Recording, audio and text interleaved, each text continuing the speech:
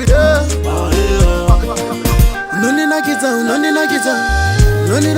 Unoninagiza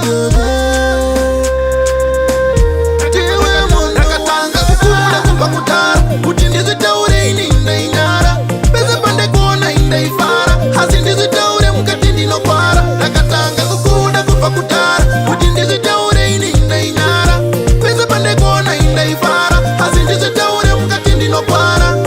zvinotanga ndakuona chipaya kumashopsi ndinogaya kukupusa sanenge majoksi ndino shuvira uko ndida biobi ndiyo sichazya ndiri lieti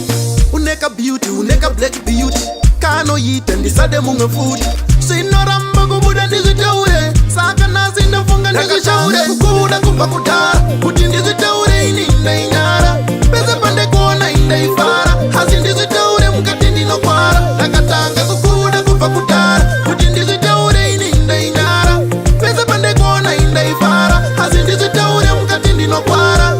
zvinondiremera kukanda dzoko pandokuona ndoita sechana chidoko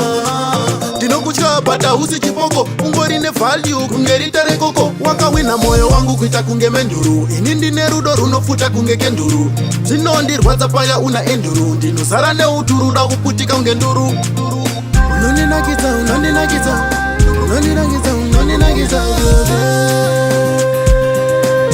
tiwe munhu nakatanga kukula kubva kudhara kuti ndizvitaure ini ndainyara pese pandekuona indaifara hasi ndizvitaure mukati ndinokwara ndakatanga kukula kubva kudhara kuti ndizvitaure ini ndainyara pese pandekuona indaifara hasi ndizvitaure mukati ndinokwara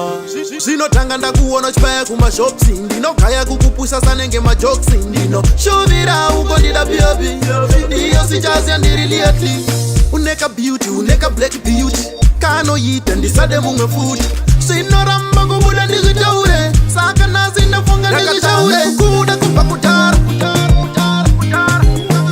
pese pandekuona indaifara ndakatanga kukuda kubva kudhara kuti ndizvitaure ini ndainyara pese pandekuona indaifara hasi ndizvitaure mukati ndinokwara ndakatanga kukuda kubva kudhara kuti ndizvitaure ini ndainyara pese pandekuona indaifara hasi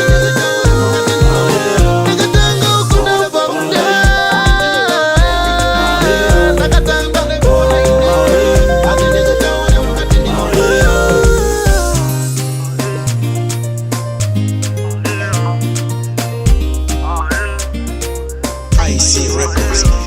You see, man a goddess, but the girl too bad.